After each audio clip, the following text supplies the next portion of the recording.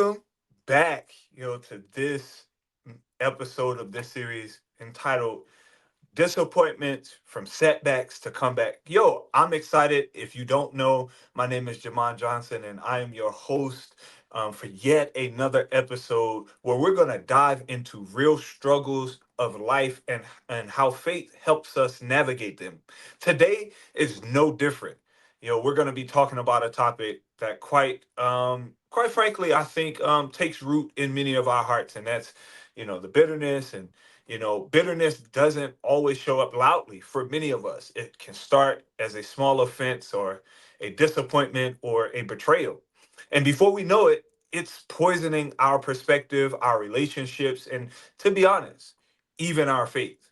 That's why I'm honored today to have our guest that we have today, and that's Xzavier, chaplain, pastor, counselor, professor, Xzavier Morales with us. Xzavier is someone who I believe um, has a wealth of insight and can help us on this subject matter as we talk today. Xzavier, welcome to the show, man. Let's get started. Thank you for taking the moment to be with us today. Thank you for having me. Yes, man. Real quick, before we really go into it, I kind of just ran through it, just told them a little bit, about the titles or whatever. But can you just tell us a little bit about who you are, man, and your experiences? Can you just share that with us? Sure, yeah. Um, Come from the Caribbean, originally from Puerto Rico, and background is diverse. I came, grew up partially in the states, ran with the wrong crowd. Then I came to Christ, and since then I've just been on a learning and growth journey, hopefully helping others along the way. Mm, man, so no, I know a little bit from things that you have shared, your testimony. Um, Definitely having the background in law enforcement, transitioning over, man. You've served as chaplain, professor. You kind of do it all.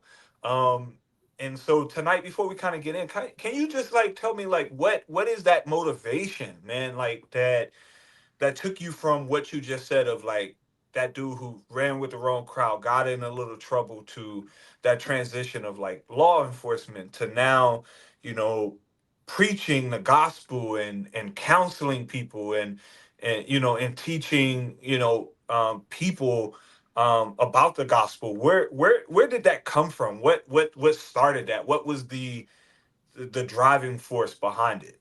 Yeah, for me it was because I had grown up in the Adventist church. Then we left. Once we left Puerto Rico, we came to the States, and we kind of left the church after that. And I just I did not have an identity in Christ. I had an identity in a church, a denomination. Right. I didn't even understand my denomination at the time. And then I transitioned over. I got into drinking early. I started, drinking when I was very young. And after that, it's just, everything that comes with being in the wrong crowd. I did start following, became a Satanist. So because of all of that Mm, convoluted mess, everything was always accessible to me. Alcohol, drugs, which I never really took because I wasn't a big fan, ironically enough. But I did take alcohol, which is another drug, and just doing things that were not right as a human being, let alone as a child of God. And so, right. with that being said, I became law enforcement as a I don't even know. I don't even remember why I did it. I think partially I did it because I just wanted to do the right thing. A part of me was still, like the Bible says, that God's word will never come back to him void. It'll Mm, set out what it's supposed to do. And my mother was a very godly woman. Prayer was her thing, and mhm. she never stopped praying for me. And so for me, it was just trying to do the right thing, help people. That was the big factor, was helping people. But that did not come with the support that I needed mentally and emotionally. That doesn't exist in law enforcement, unfortunately. So I self medicated through as much alcohol as I could consume on a daily basis, just to kind of heal the wounds and heal the noise. Yeah. And yeah, from there I made a lot of series. I made a series of mistakes, and I ended up getting into a fight, which landed me in jail. And in jail was where I finally came face to face with God, and not literally, but figuratively speaking. Yeah. It's that's when I hit the brick wall, Yeah. and I had a decision to make. God spoke to me, and I knew that was His voice because it was very, very tender, but it was also um, kind of like a good father. It's like I love you. You messed up, but I love you, and that was the voice. So Yeah. I had a choice: either stay in jail or ask God. If you get me out of here, then I'll serve you fully because I've always been that kind of person. I don't do the whole 1 foot in the church, 1 foot out. I'm either in or I'm out. Yeah. Yeah. And so yeah, that's how that God worked it out. And I got probation. I did get probation, but it was unsupervised, Hmm. and that's where God put me to work. I ended up going back home to my parents' house and rebuilding my life, and that's where I started going back to church. And what was different this time is that the church was huge. Um, I figured I'd get lost in the crowd. That didn't work out. The pastor found me, so they just they did what a lot of places don't do, which is something I'm passionate about, which is discipleship. Yeah. They put me to work. I said, but I'm messed up. He's like, well, welcome to the club. There's a whole lot of messed up people in the Bible too, so you're not alone. And so Yeah. they just mentored me just exactly as I was, fresh out the world, fresh out of Satanism, uh, grappling with addictions, alcohol and other things. And they took me in and they said, no, we're going to help you, not for you. We're not forcing you to do anything you don't want to do. We just Yeah. want you to be part of this family. Yeah. Yeah. And that's the last thing I didn't think I needed that as much as I know now that I needed that's where my passion comes into chaplaincy and professor is I have a passion to disciple people, nurture people, Yeah. provide a safe space, but also a teammate, so you don't feel alone. People that are sick, people that are dying, people that are grieving. And then with the professor side of it is, you know, teaching in the seminary, um, coming alongside a lot of those future ministers, whether chaplains or pastors, and being an ally. Because a lot of times in these conferences and other places, they don't get that support. They got to be that one person army. And so, kind of helping them, hey, look, you're not alone. I'm with you. I'm in the trenches with you. Yeah. So I've always had a heart for people. It's just taking uh, a different form. When I came Yeah. to know Jesus, He's like, I don't. God is like, I don't want you to lose that fire. I don't want you to lose that stubbornness that you got. I Yeah. don't want you to lose that temper that you got. We're just gonna take all that and channel it in the right word, in the right direction. Mm. And so, yeah, because I still got a temper, but God uses that to help others rather than punish others. Yeah. Yeah. And that stubbornness, God uses that. Where if I like to research scripture, when I find it, I'm gonna sink my teeth into it. There's no way you're gonna shake me out of it. Like my house is built on the rock, so you can come through, but you're not shaking me out of that building anywhere. So that's how God has allowed me and helped me and transformed me into the man that I am today, which is, man, if I were to go back in time and look at myself back then, completely different guy. Guy Yeah. that was lost, guy that was on the outside, because unfortunately, I might be aging myself, but during that time, there really wasn't a big Facebook crowd. It was more like other stuff, not really social media. Yeah. But if you saw me, all my pictures, if I would have had Facebook and posted it, it would have been a guy smiling, hanging out, chilling, laughing. But beyond social media, the reality of who I was a guy that was depressed and isolated and Mm. and, and lonely. So the guy that people saw was a guy that looked like he was sure himself that hey, but the guy that I was, nah, I was empty. Yeah. I was empty. So now, fast forward to now, you get what you get. If you see me happy, I'm happy. If you see me sad, I'm sad. I don't post and I don't do this to gain followers. I'm just me. Take it or Yeah. leave it. So that's Yeah. that's the other thing. I feel fulfilled and I feel whole in Christ. Yeah. I love this, man, because this was the whole goal of why I wanted to do this video series, was because I just wanted to have real, um open, um conversations with people, man, because I think that oftentimes, we do things, especially within the Christian community, sorry, and we're not real. We're not um we don't really talk about the issues and the struggles that we're facing. We kind of sometimes just skate over it, and we really don't address. And let me just even start by saying, before we get into the questions, I want to even just thank you, man, because every time I put out the call to you, you show up to do a live. And so I think that speaks to your heart and your passion to to spread the gospel message, but to also just be real and transparent with people.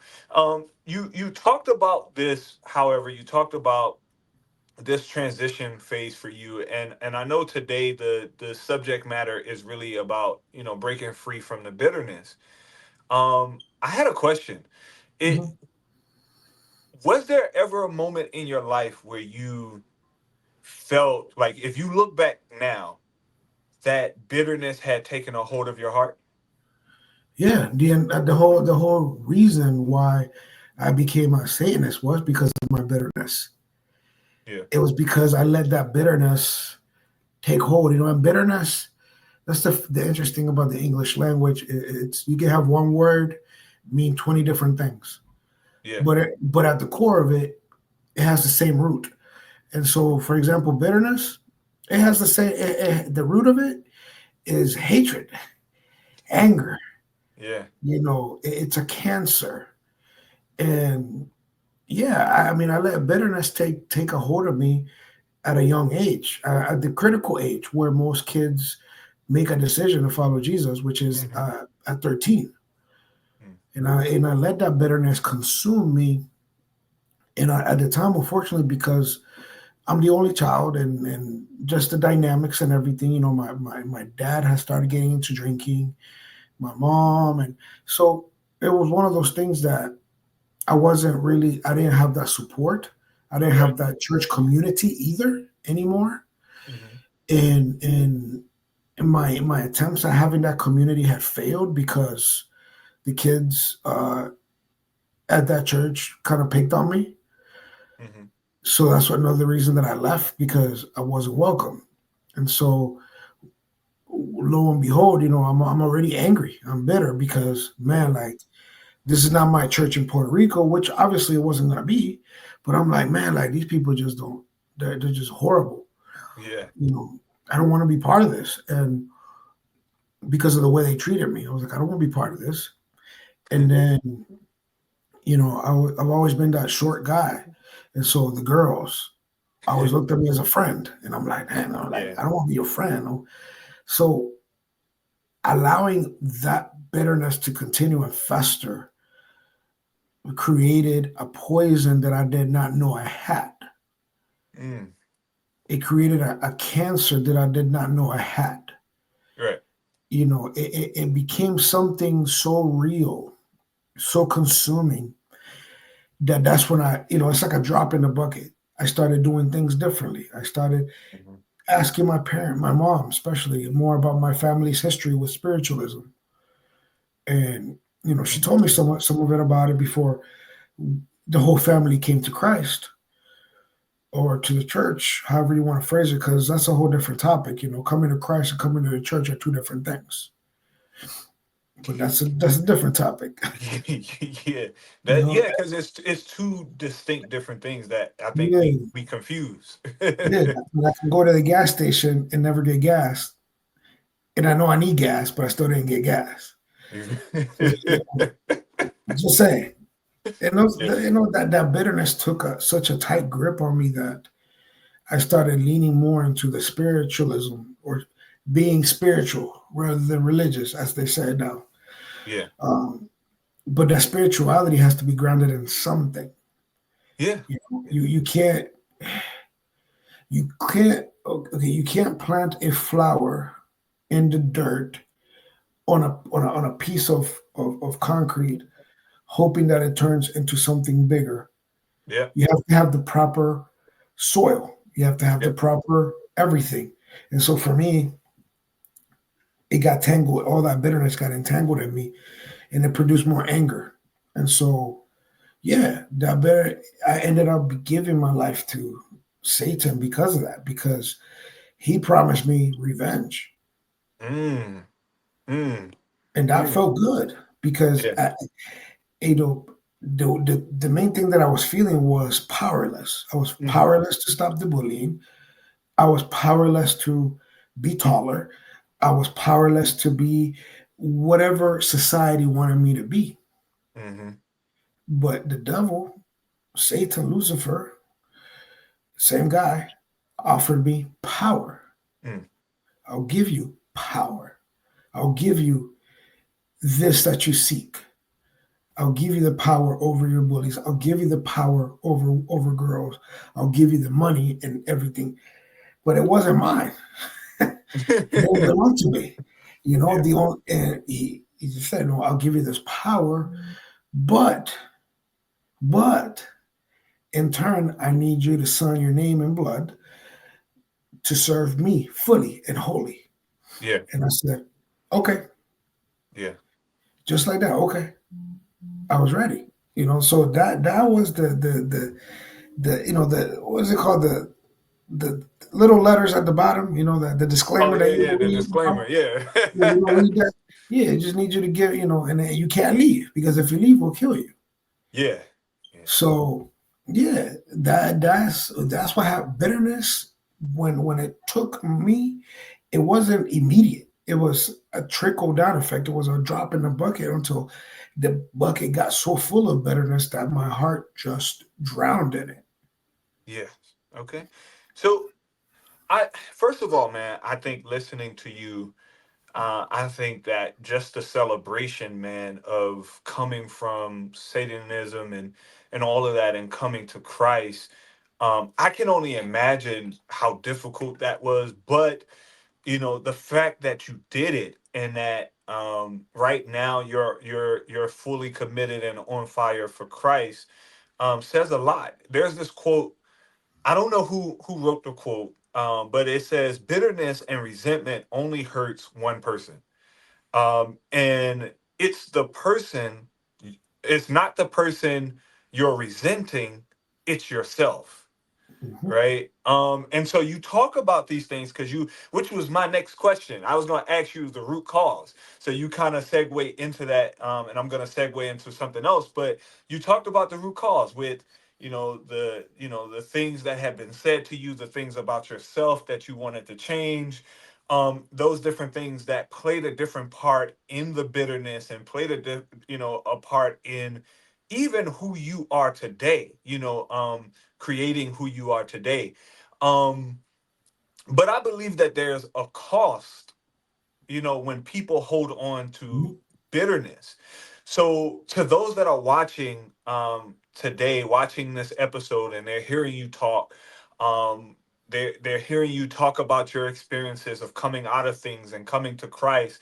But specifically dealing with this bitterness, can you speak to how holding on to bitterness affected you, and how can it, and how it plays a role in affecting people both. It's probably twofold: spiritually, mentally, and also the second part of this question is, did it play a part in your relationships with people? Yeah.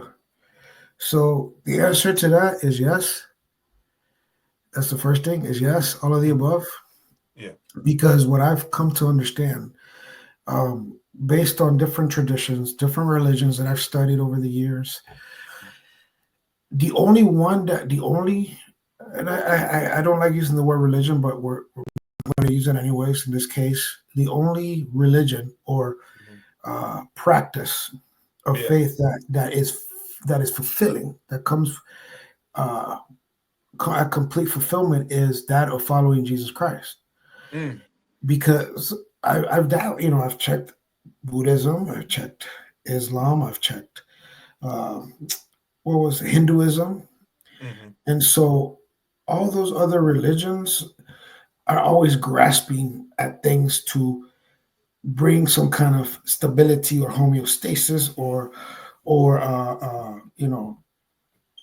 this peace. You always got to do something to reach nirvana or some kind of higher level or whatever. There's never a complete fulfillment in just being Yeah. present. Mm.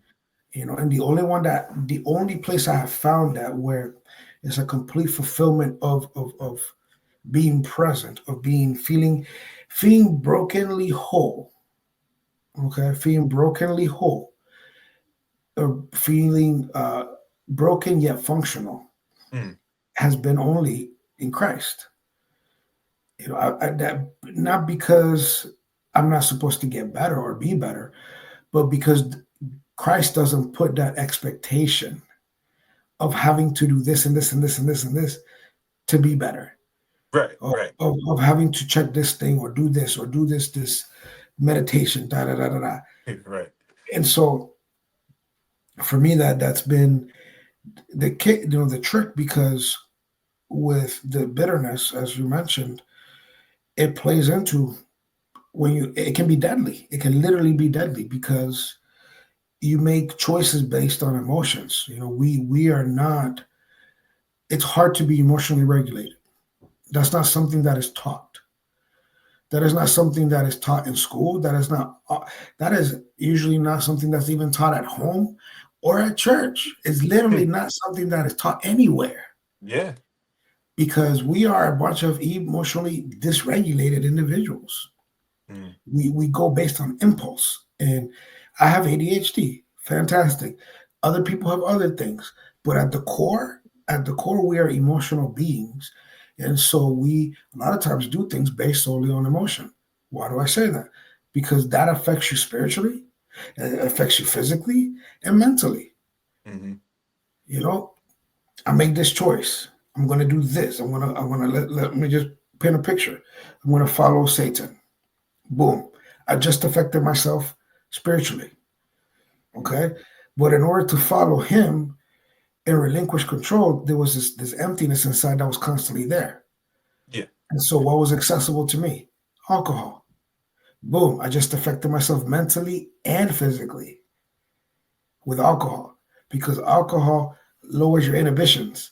Alcohol keep alcohol keeps you being the puppet to the puppet master. You see? Yeah. So I affected myself in all ways, in Hmm. all different ways, by allowing that bitterness to take root, to grow. The Bible says you shall know them by their fruits. Hmm. My fruits were nothing, were bitter. And that impacted my relationships around me, because they got to see me until they got to see me. They got to see this guy that's nice, hey, yeah, yeah. But then when they spend enough time around me, they didn't like what they saw, because I was getting in fights. Yeah. I should have been arrested 3 times over. I lost friends because of fights I got into. And so I affected all those. My relationships, I talked about getting girls. Yeah, I got girls, but I still felt empty Mm, because that is not what I wanted. That is not what a man is built for. We're not built to go and have sex and then move on. That's not what we're built to do. yeah, yeah, We're not built that way. We can pretend. Oh man, I was a great pretender. We can pretend. We can definitely pretend. But even literally, biology science talks about it. A piece of you is left with that woman, and a piece of that woman is left with you yeah, yeah, forever, yeah, forever. And so yeah, for me, it affected my relationships. I got married at a very young age. I got divorced at a very young age because I thought love meant sex, and so I was in love, but in reality, I was in lust. Big right, difference. right, right, Big difference. And so if I say it like that, yeah, I could theoretically I had a lot of loving relationships because that's all I ever did was yeah, just be around with the girls. But I was always empty. So what was I doing because I felt empty? Self medicating, hmm, alcohol. That affected my mind. That affected my body. yeah, It affected my ability to connect with God because yeah, even though God was looking back, I know God was there, but I was not able to recognize Him yeah, because I was under the. Even if you're not a Satanist, okay, let's just say it like that. Even if you're not a Satanist, even if you're just, I'm gonna be an atheist, I'm gonna be a Hindu, I'm gonna be a Buddhist, I'm gonna be uh, a Muslim, whatever. I'm just gonna do whatever. When we gravitate to these labels and we hold on to these labels, these titles, hmm, of a theological point of view or an ideology, there's always something that comes with it to keep us in its grips.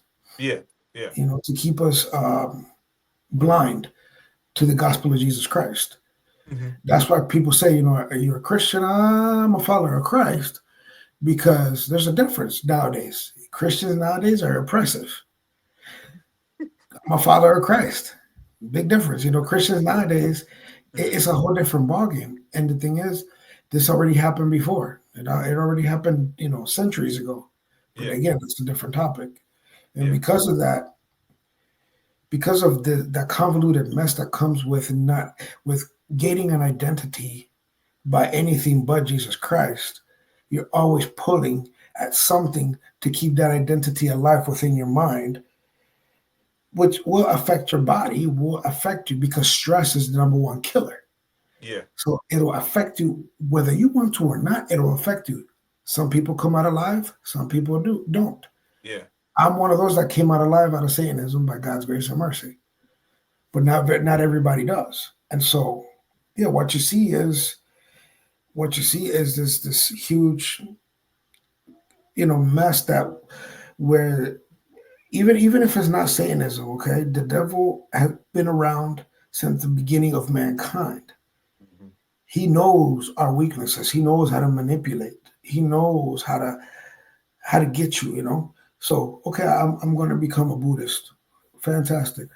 And there's just a bunch of different things that come with that. I'm going to become Hindu. That's a bunch of different, and all those other ways of life. hmm, People call them religion, okay? But there's a difference between religion and a way of life. Those yeah, ways of life become such an entanglement in your mind that you don't see the things that you're doing that compromise your psychological capacity, that compromise your physical, compromise your spiritual. It all goes together. And so for me, because my identity is in Christ, that doesn't mean I'm Jesus, okay? But it means that I'm no longer dependent on anybody else's opinion of me hmm, to know my walk with Christ. yeah, My success, my everyday is dependent on Christ and hmm, how He defines me, what He needs me to do better for His glory. yeah. So this is what so you said something and it sparked something. So I wanna talk about that forgiveness versus justice, right? Um, Mhm. because I obviously they're a different thing. But there's a text in the Bible, Ephesians 4:31 through 32. It says, "Get rid of bitterness, anger, rage, brawling, and slander, along with with every form of malice. Be kind and compassionate to one another, forgiving each other, just as Christ forgave you." I think Mhm. one of the hardest things about bitterness is the feeling that forgiveness means letting someone off the hook, right? How Mhm. do you wrestle with the idea of forgiveness? And because we're really talking about people who are watching, like, how did you wrestle with the idea of forgiveness, and what helped you separate it from the need for justice? Yeah, that's a good question because I love justice. I love justice. And not just because I was a cop, but because I believe in protecting people. Yeah, yeah. I believe in being on the right side of things. Yeah, but Xzavier, you can't be out here throwing hands, man. You I can't be mean, out here doing I could, that. but should I? That's a different thing. Yeah, yeah, You see, I could be God's hand of justice, yeah. but and I'm not really doing it for Him and His glory. I'm doing it for Right. me. Yeah, You see, that's why we have to be careful with justice versus vengeance. yeah, We call it justice and we rationalize it as justice, but in reality, it's vengeance. yeah, yeah, See? It's vengeance because that's yeah, what we want. We want vengeance. We want punishment. But the thing is, though, even when you do receive that, let's say the person that needed to go to death row went to mhm, death row and they were put to death. yeah, Does that bring the person back or the people back that they've killed? No. So there's still an element that's missing because yes, they got the punishment, but is that justice? Justice and punishment are two different things too. right, right. You see, so one of the things I've learned is that forgiveness is more for me than for the other person. Yeah, Forgiveness is it doesn't mean reconciliation. It doesn't mean I'm going to go make it right. I've struggled. I've had two failed marriages. I'm in my third one. In my last one, I had a child with my ex. And that forgiving her was by far the toughest thing I've ever done. hmm, But I had to forgive myself first. yeah, You see, yeah, so forgiveness is a twofold thing, and I've seen God's hand in justice. Okay, I've seen His hand move, but did it move the way I wanted it to? No, it did not. Okay, it didn't. yeah, But was it justice in the end? Yes. And here's why: because those people had to come to grips and tangle against God, not me, yeah, not me. And the thing is, God doesn't want me to be happy about my enemies or whatever the other person's downfall. I should not be, if I'm truly following Jesus, I should not be yeah, happy by my enemy's downfall. And so that's why forgiveness is very tricky, but yeah, it's more for you. It's more for you and let mhm, God's hand move in His time. yeah, yeah, You see, in His time. And and there's going to be times that you may never see His hand move hmm, because you're not there. You're not there. But yeah. His hand does move. I've seen, and I hate to say it, I don't. It felt a little bit good at the time, but God It rebuked me. He always said, feels good. "Yeah." But God said, I don't want you to feel good because Yeah, that could be you. yeah, yeah, What if somebody from your past that you wronged prayed for your downfall and you fell? Do you want them rejoicing over you? You yeah, see, yeah, we're all the same in that regard. We just have different choices we've made. yeah, So that's why forgiveness is more for me than it is me letting go of letting somebody off the hook. That's not my hook. They're not when I and it yeah, felt it, I've learned over hmm, time that it feels good to forgive because now, well, it ain't me you got to go up against. Now you got to go up against him. You see that big man over? That's him. You got to go up against him. I'm out. Now you got to go up against him. and he can do a lot more damage than I can. So for me, I have found a refuge little by little in the fact that when I forgive, I let go of my bitterness Yep. towards that person. Yep. I do not reconcile. Okay, it doesn't mean that we're all good and we're back together and everybody's hanging out singing kumbaya. I'm not saying that. Yeah. I'm just saying that you no longer have control over my emotions. If I hear you, if I see you, Hmm. you no longer affect me. Yeah. Yeah. And that's important for for mental health and spiritual health. Because again, hatred and bitterness go together. And like you said, Ephesians, malice, all that goes together. It's a package deal. Yeah. Yeah. So if you don't forgive, and I'm not saying forgive and forget, never say Right. forgive. Mhm. That's a horrible thing to say. Yeah. I'm just saying forgive and let God handle it. Yeah. I'm Yeah. saying forgive and find the tools that you need to press forward, Yeah. because there's people out there that have been abused physically or sexually. Yeah. There's been kids out there that have been that I've seen cases where they're molested by their parent, or they're molested by a church leader. You know, I cannot even begin to imagine the pain that they have to go through. Yeah. So I'm not saying if you hold on to bitterness, no, you hold on to the emotions that you need to hold on to process, but don't let that take over, and find the support that is. I've been to many counselors too.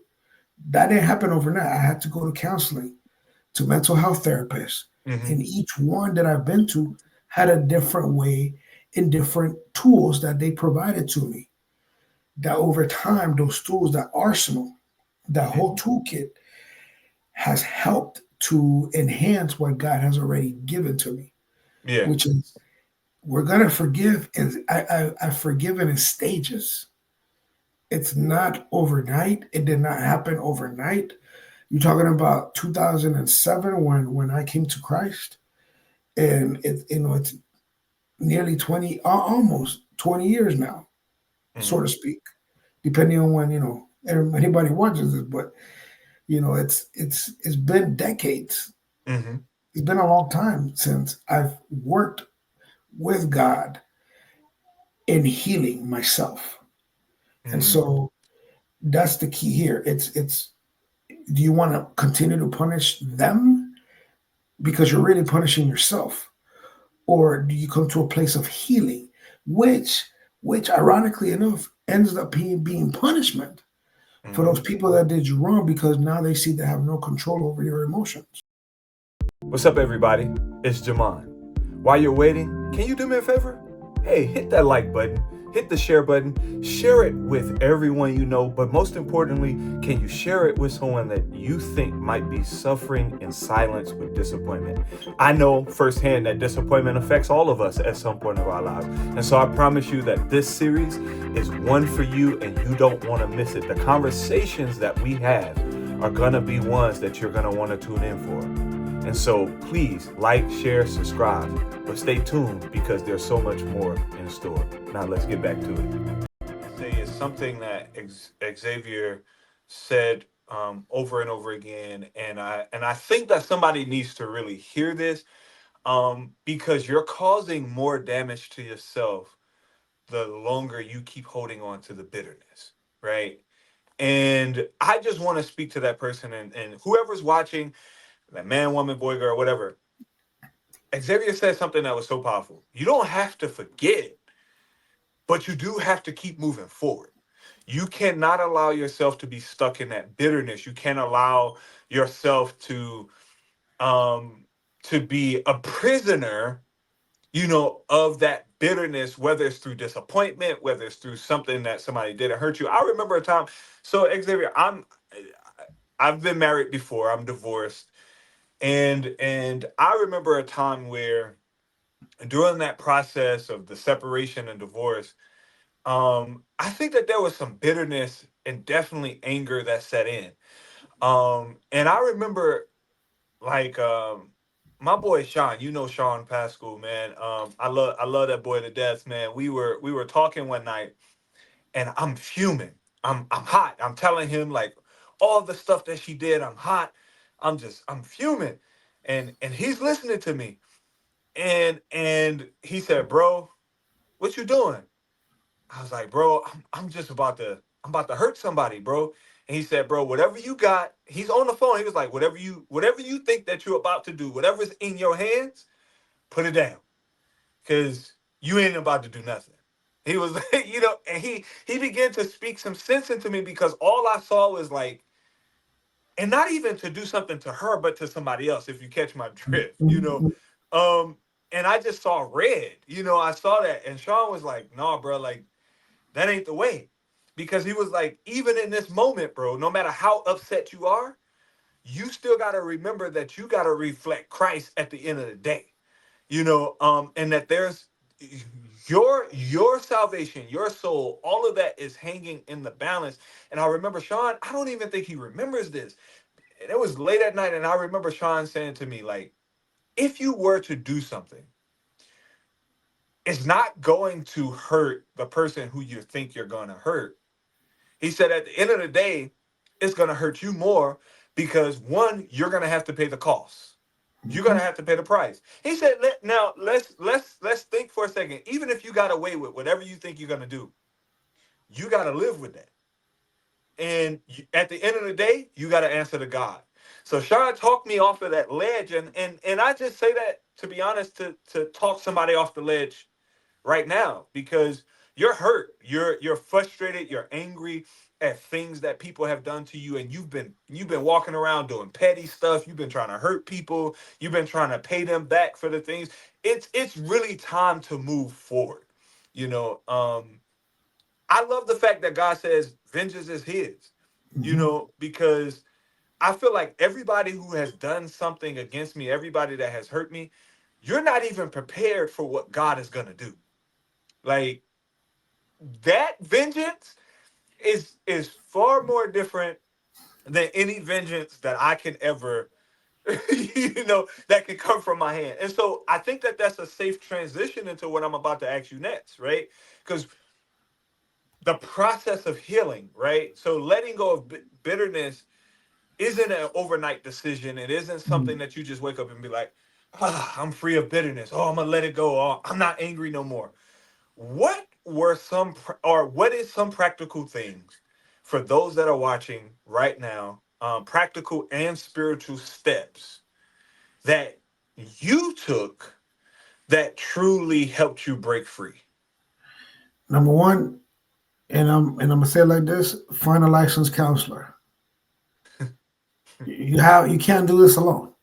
Mm, And I wouldn't just, I love the brethren, but I wouldn't jump into the church community with, you know, raw basically, and say, here I, because not everybody's gonna be on your side. Okay, yeah. you got to be careful. Mhm. But definitely a licensed counselor, because they'll see things that you don't see. Yeah. Okay, and they'll reflect it back to you. And not every counselor is equipped for everything. So you got to do a little research on your part. You can go to psychology. What is it, Psychology Today or something like that? Anyways, it's a psychology website that you can look counselors and see what they specialize in. Yeah. And so that's my first thing.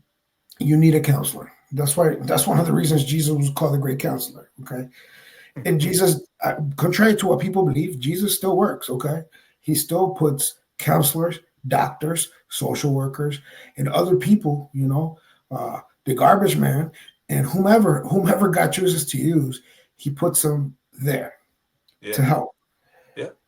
And getting a counselor doesn't mean you're crazy. It just means you need somebody that's neutral, that doesn't know you, that can look on the outside and pour into you.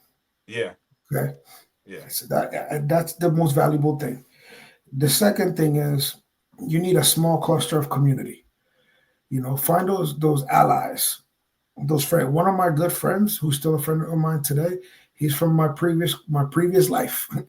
He's a police officer still. He's getting ready to retire soon. Mm. And he's pushed me a couple times. When I wanted to quit, he told me a couple times. He said, "If you quit, I'm coming over there and beating you down myself." He's one of my best friends. Yeah. So you need people that are not going to enable you, that are going to push you to do better, but also catch you when you fall because you're gonna fall. It's Right. inevitable. When you it's like being a toddler or a little baby all over again trying to learn how to walk, because now you're trying to walk in a healthy life in a healthy lifestyle. So you're gonna trip, fumble, fall. I mean, it's gonna hurt. Yeah. Okay, it's gonna hurt, and that's okay. That's okay. You got to make sure you have that community around you. Like I said, keep it small. Keep it small. That community around you can trust, that can lift you up when you do fall, that Yeah. can pour into you, kind of like you said with Sean. And I know Sean, man, listen, that again, that's a different topic. He's a wise man. You know, you got to have Very somebody. wild. Yeah, you got to have somebody that pours some sense into you without invalidating what you're feeling, because validation Right. is key. Right. Okay.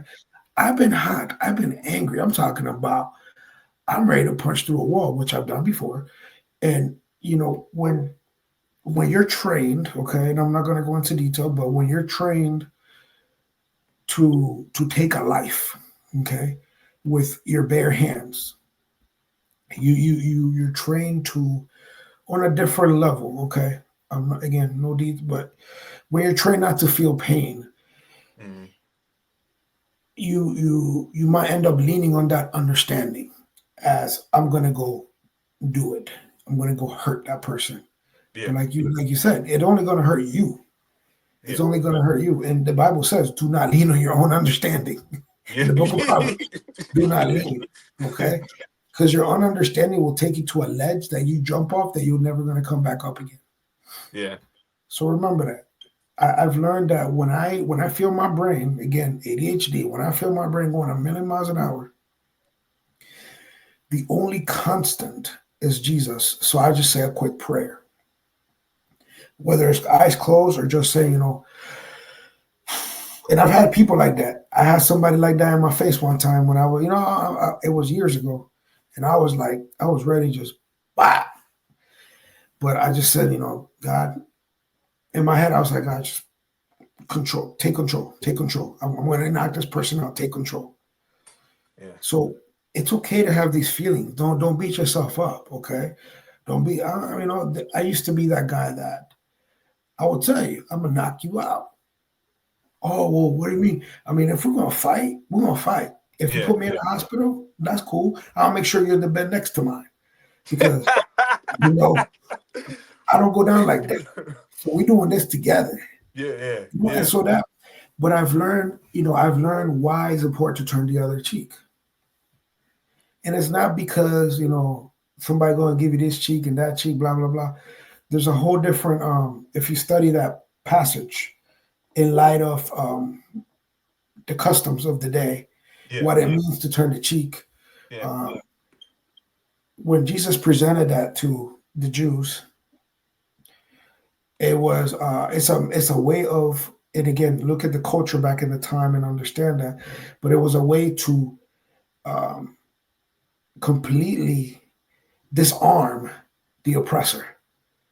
Mm. It was complete because it has to do with the custom of the time, Yeah. and that they could only slap you with one hand, and it was only your left. I think it was the left hand. So for you to turn the other cheek, it would require them to slap you in a way that just it wouldn't happen.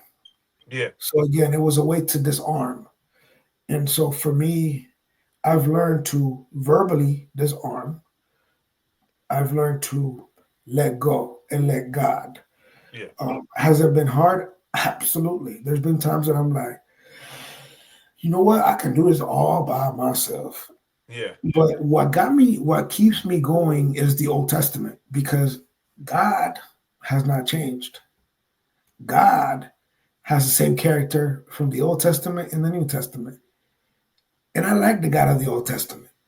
Not Mm. saying I don't like the God of the New Testament, but the Old Testament, man, he one angel, I think was killed 155,000 Assyrian enemies with one swoop. One angel went, wah, the whole entire camp was dead. Yeah. And so again, I like action. I like action. I like I'm an action driven guy. So for me, let me find what makes my connection with God stronger. Again, not that I don't like the New Testament, okay? But for me, it's like, man, like I want something that speaks to my character. Yeah. And that's where God led me to the Old Testament and the stories. And I realized why that happened, why Jesus had to die on the cross, and say, listen, even though we're not doing that no more, I'm still capable of doing that.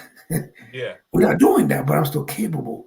And so for me, I hold on to Christ when it comes to that, not because of the chairs, not because it's just been a process, a daily surrender, Yeah. daily, and sometimes a few times throughout the day that I have to, pause and say, okay, God, what is it? What should I do? I know what I want to do. Hmm. I know what I want to do, but what should I do? Yeah. Because if I do what I want to do, there will be some trouble. And I Yeah. might not, who is it going to, and God puts it in my mind. It's going to affect you. It's going to affect your wife. It's going to affect your kids. It's going to affect your friendships. So that one, it makes me, it makes me pause and think that one emotional impulse could affect my entire life forever. Is it worth it? In 99.9% of the time, I would even say 100% of the time, the answer is no. Yeah. Yeah. So I have the is really a two-part question. Is the last question that I have for you. And that is, the first part is, even after we think that we've let go, even after we think that we've old wounds have closed, um, the reality is, like, they can reopen.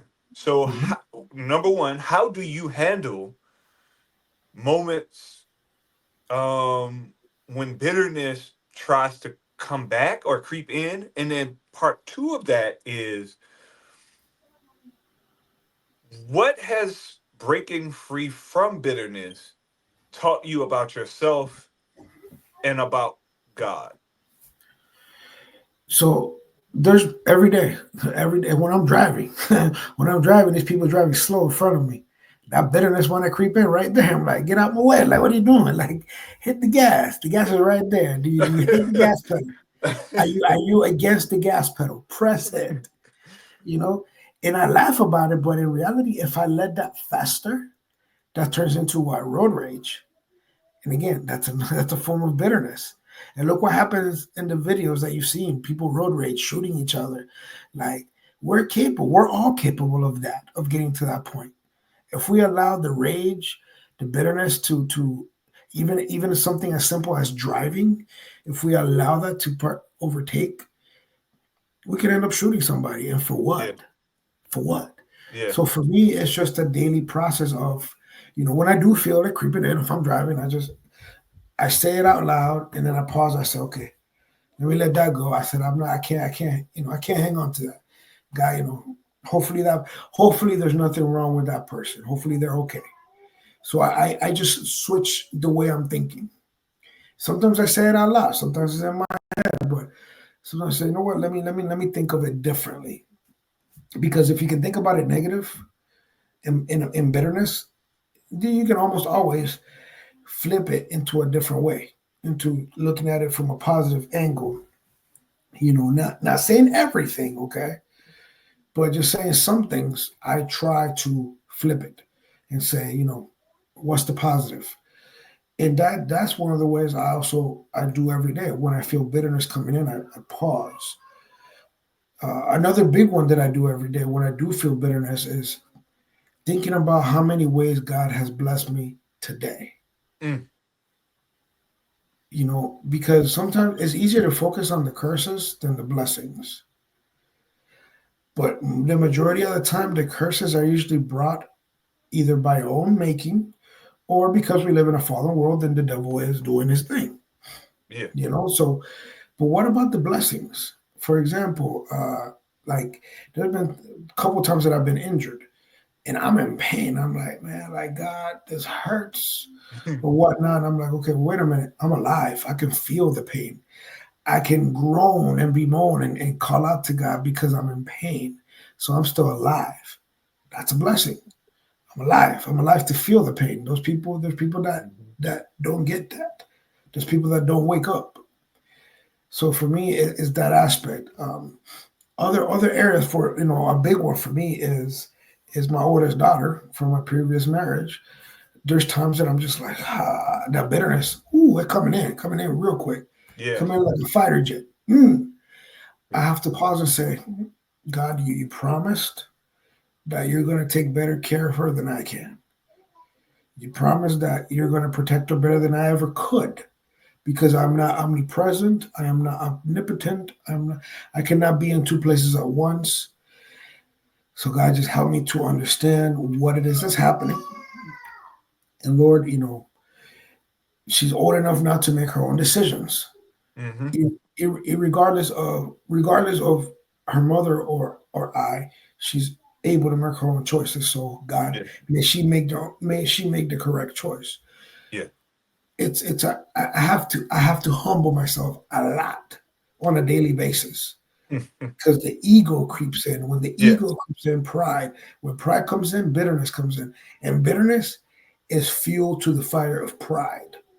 Yeah. Because when you have pride, when you get a little bit of pride, that bitterness. Look what happened with Lucifer. He looked in the mirror. He said, "I'm beautiful. I'm good looking. I look good. I'm the most beautiful angel." And then that bitterness started creeping in. Hmm. Well, since I'm so beautiful, then why am I here? Why am I not there? And you start with the what ifs, and so it's a Yeah. spiral and it's Yeah. a rabbit hole. I try to stay away from the rabbit hole. I try to stay away from that. I just say, okay, I see it, I recognize it, but what can I do to come out? Sometimes it takes me a little bit longer to come out of that process. Sometimes I do purposely. And I say purposely because it's my choice. Nobody can make me do it. Yeah. You can't say the devil made me do it. No, because he can't make you do it either. You did it all by yourself. You chose to do it. So, yeah, I got to be careful. If I fall in the rabbit hole, how do I get out? And what kind of damage did I do in the process? Hmm. So, taking responsibility and ownership for my mistakes is another big one because sometimes we'll say, we'll deflect people, and I've done it, we'll say, well, listen, this is why it happened. I did this and this and this because of this. No, you did it because you wanted to. Yeah. You chose to react that way. You chose to do that. You could have had the choice of stepping back, or you could have had the choice of this, or a different choice of that, and you chose to act on it. So we have to remember that God gives us free will, and the Bible says that there's no temptation that's overcome you, which is not abnormal to anybody else. And even through that, God will give you a way out. Yeah. So you have to look for that open door of, okay, I'm gonna get out. I'm gonna get out of that situation because this is temptation. I am tempted to lean into my anger. I am tempted to lean into my bitterness. I am tempted to lean into all these negative emotions that will lead me to a place that is not. It might feel good initially, but in reality, it's going to cause more harm than good. And I Yeah. have to be especially careful with that because psychologically speaking, when you have ADHD, anger is a huge, huge dopamine rush. It's a Mm. huge, it's a huge thing when you have ADHD to gravitate to one that feel good for the feel good that feel I feel good, and anger tends to be that. So you have to be careful. I have to be careful with that. So those are the things that I do on a day to day basis. And if I do falter, which I do, I'm human. I do go and make amends with those whom I've hurt. Yeah. Whether they forgive me or not, that's up to them. Forgiveness is for them, not for me. Yeah. Meaning that if they choose not to forgive me because I've hurt them, that's okay. That's their right. But I'm doing my part by owning up to my mistake and asking for that forgiveness. Yeah. So it's humility, and so that's one of the things that I do every day. on a constant basis. It's just, and my wife helps keep me in check too. She's my executive function, but when she's not there, I gotta figure things out. I gotta okay. I have to do a lot of pause, stop. Okay, what do I do now? So those are the little things that I developed over time, which has solidified my trust in God to where I trust God more than I ever have before. Where because my goal was God, I want to sleep in the storm. I want to be like Jesus. I want to sleep in the storm. I want to just sleep through the storm. Yeah. And so with that prayer came a lot of trials and tribulations, obviously. But I've learned to trust God in the storm to where I know storms are going to happen. That's fine. But I know who's in control of the elements. Yeah. So, and some storms are harder than others. But one of that to me has brought me so being able to trust God like I never have before has brought me a level of peace and joy that I never thought I could have achieved Mhm. any other way. Yeah. Man, I want to thank you. I know we can continue to keep going, but I want to thank you, man, for taking out the time today to talk with us, to share with us. And I promise you, bro. First of all, you're a good dude. So as you already know, I'm gonna keep calling you, Yeah, to do stuff, and I really appreciate you. And thank you for taking the time to join us today. yeah. And one other thing too, find a hobby. Find a hobby. A healthy hobby. Right, a healthy one. A healthy hobby. Yep. But thank you for having me. No problem.